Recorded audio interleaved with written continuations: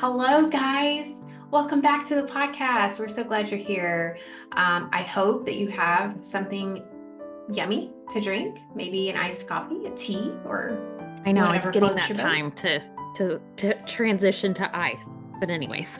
Yes, I actually bought some and it's in my fridge and I've been drinking it more often, but that's mostly because I haven't been drinking soda. So just, Yes. addiction switching here. Um, so okay, today we're going to talk all about just summer reads and hopefully give you some good suggestions if you're looking for some books to read through the summer. Um, I think we've got some good ones today. So you want to get us started, Rachel? Because I know you I have will a jump great in. you jump in, just jump. Jump in. You Okay. jump. If you jump, I jump. Yes. So I kind of broke mine into three categories. So I have the books that I think would make like a good, just summertime read. Um, I tend to also pick up nonfiction in the summer. I feel like I process it better when I'm not also juggling school and stuff like that. Um, Yeah. I would say more, let me phrase it, more theological um type nonfiction books. And then I have a couple of kid suggestions too.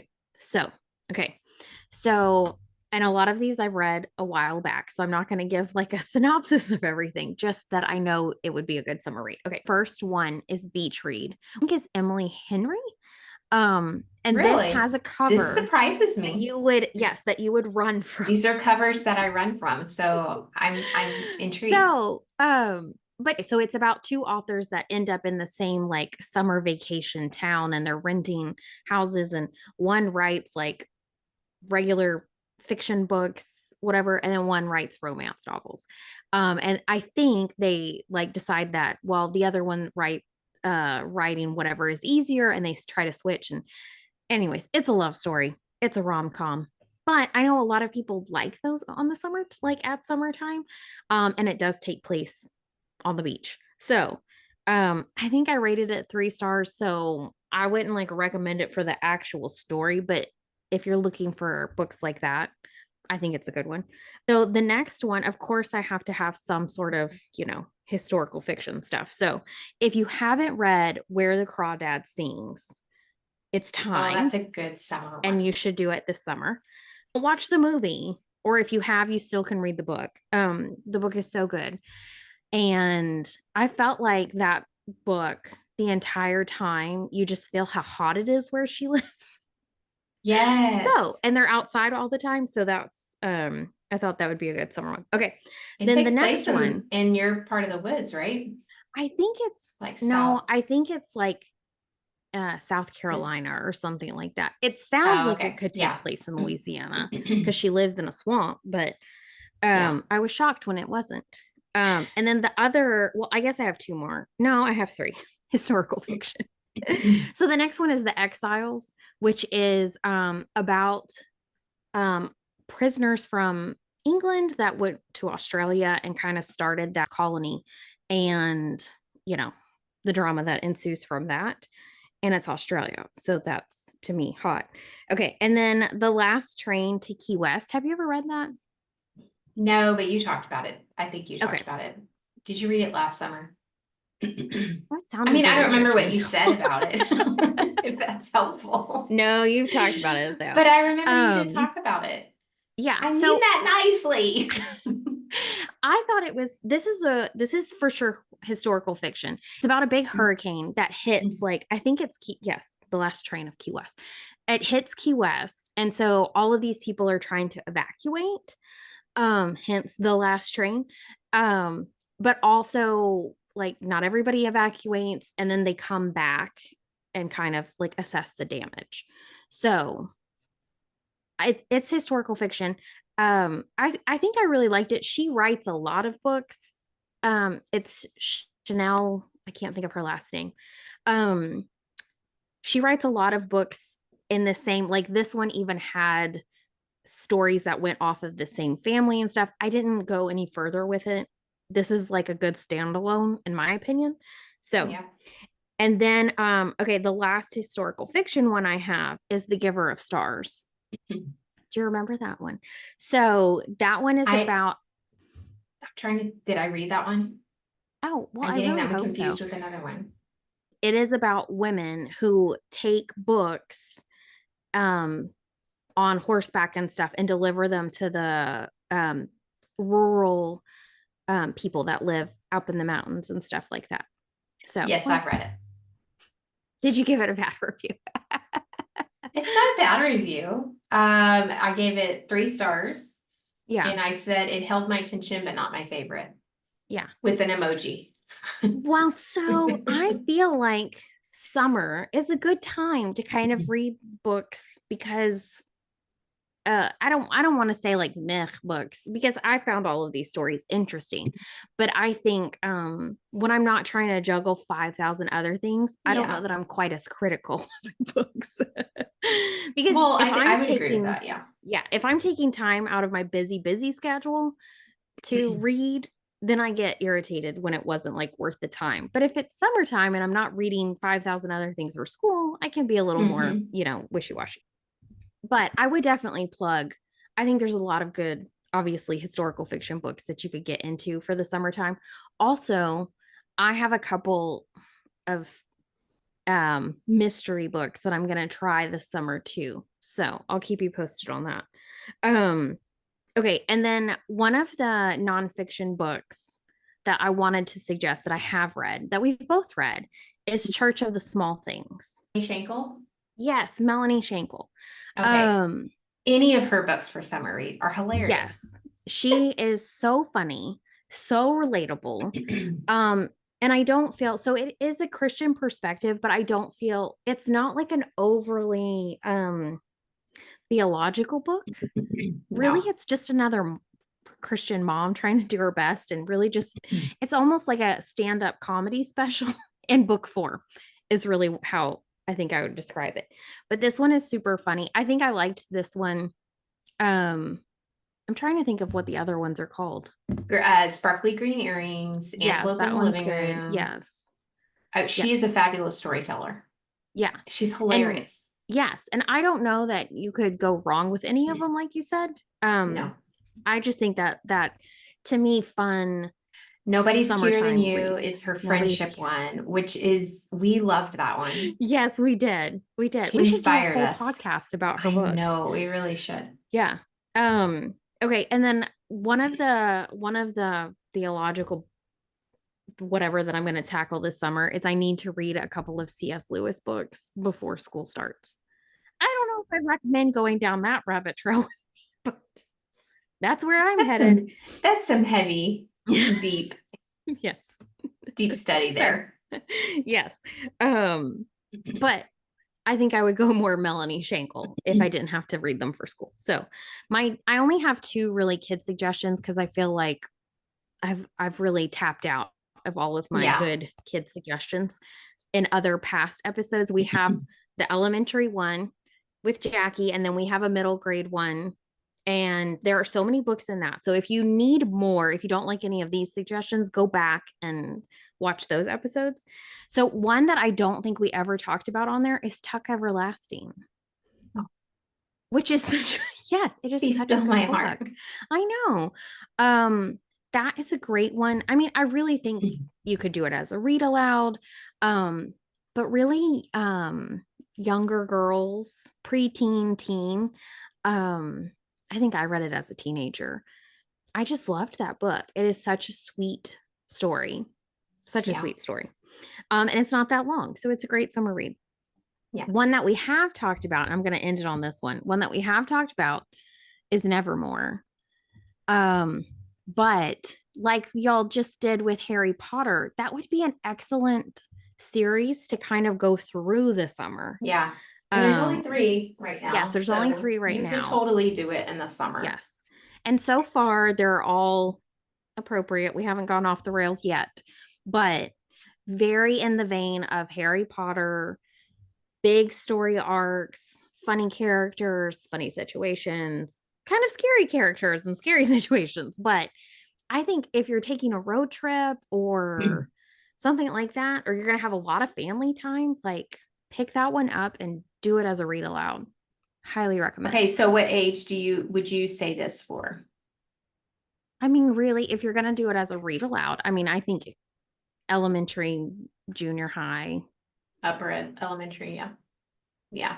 I can't I remember all. I mean, feel like well, I mean, there are some scary elements, but if your kids have done Harry Potter, this is fine. yeah. I would put it Yeah. on the same level. There's kind of like some dark elements to it, but it's not well, for one, the dark elements aren't real.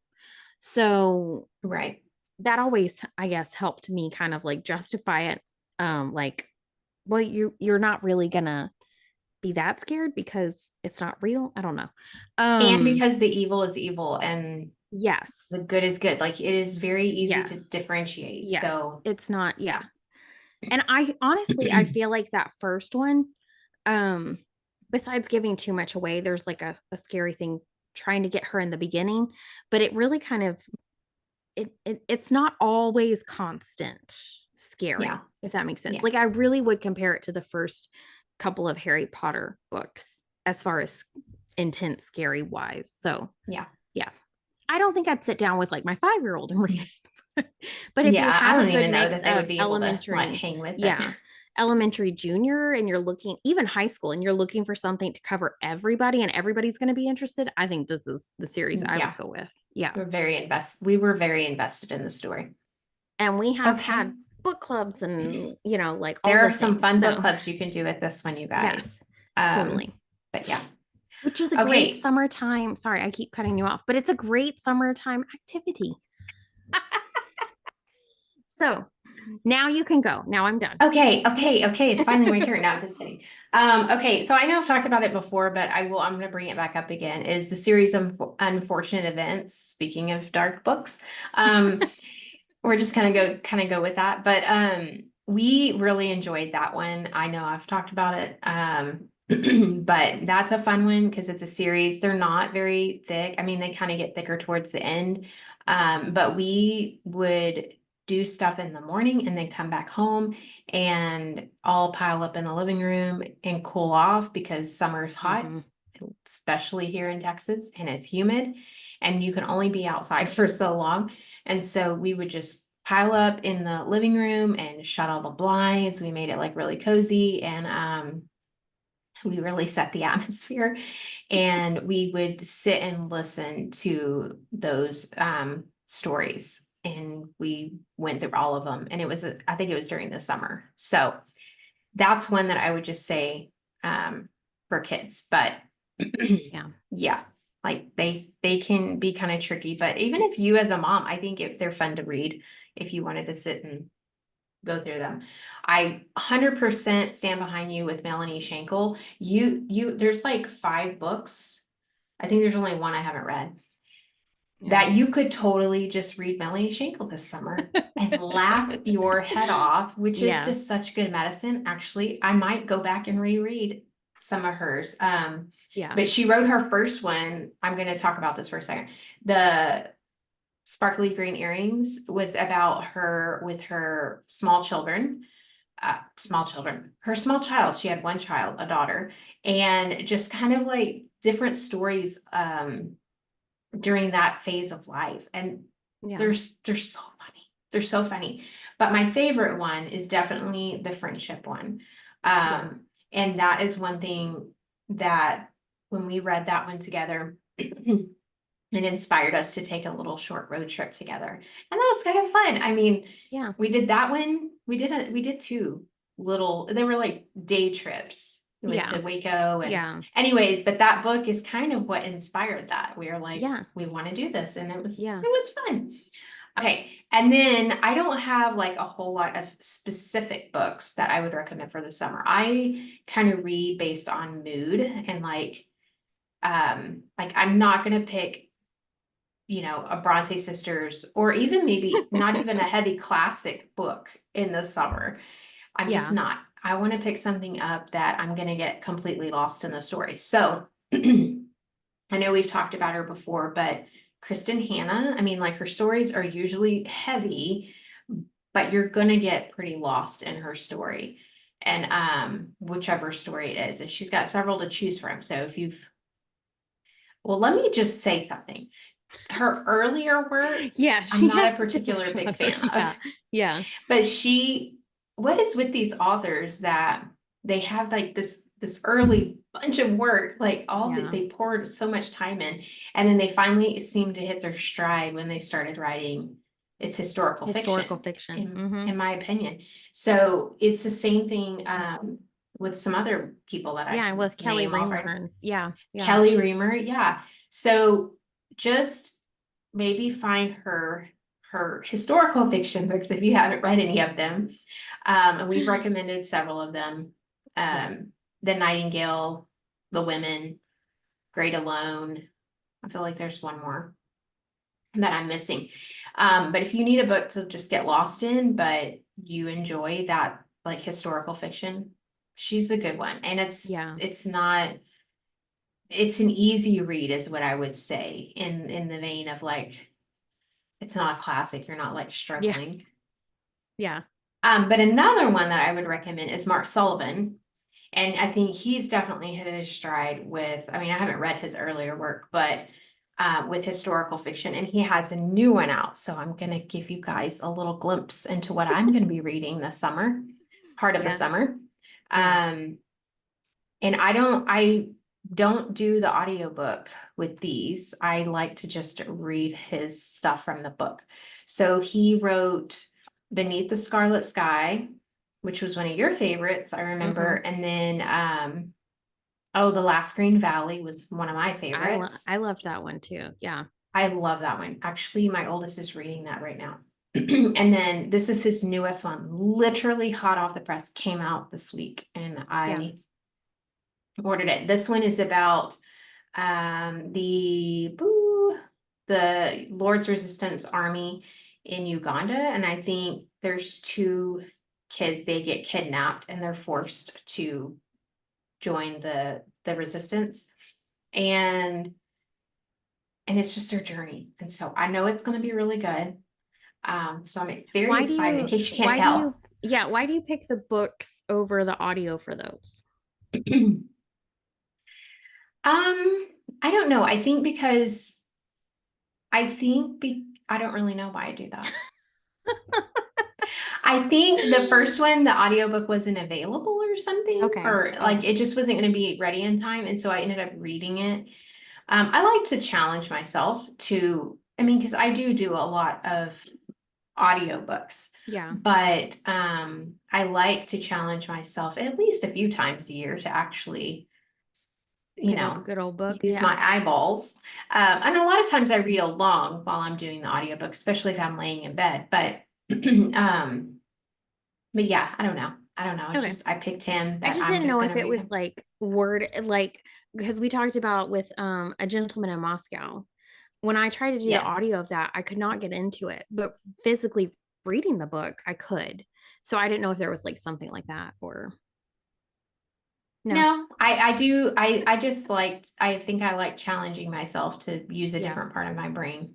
Yeah. And so I picked him to do that with. So we'll see, because it takes place in Uganda, so I don't know how the names are gonna be. So they're probably gonna be Yeah. all screwed up in my head, but No one can do it worse than me, so you're fine. that is a fact. So fun story about Nevermore. Yeah.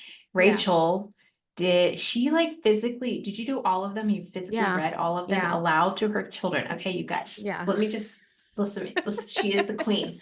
Look at this. Okay, Yeah. and then we do our book club.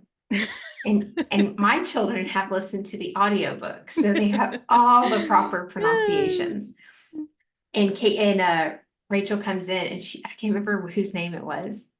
I And can't you even were like, you remember. kept saying it, and we were like, Yeah. what are you talking about? But then your kids My kids, like, were that's what were we called defending them for you. the Then rest of the no, book. that's who they are. That's their name.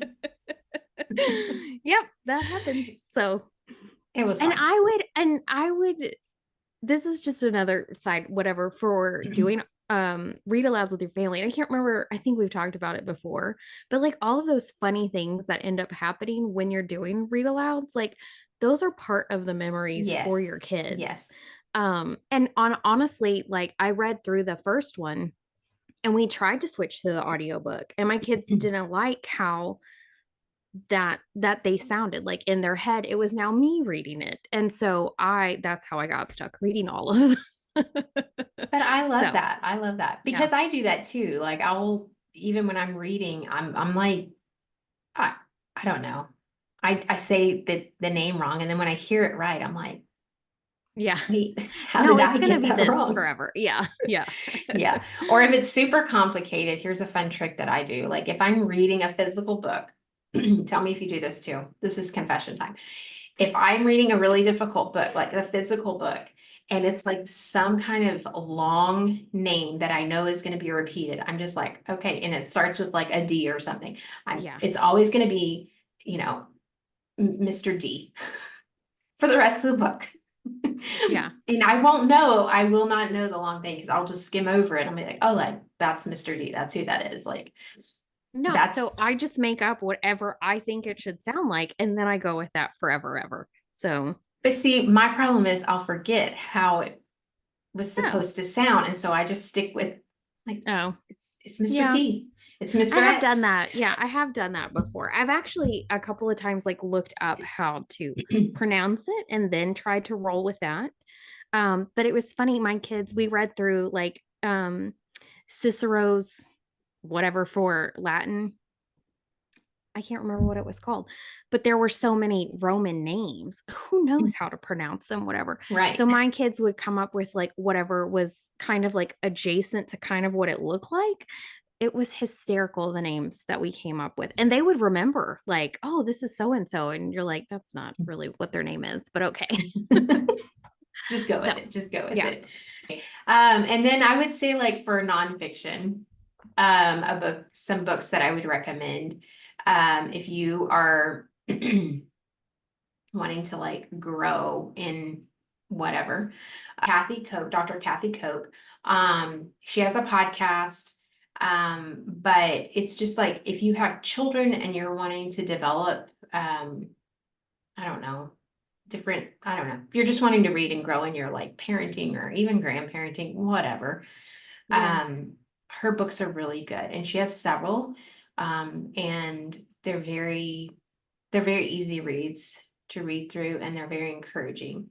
So that one would be a nonfiction. And then one more, because I'm looking at it right over there, is Mere Motherhood. So if you haven't read Mere Mhm. Motherhood, I highly recommend Mere Motherhood. It is such a encouraging, it's encouraging.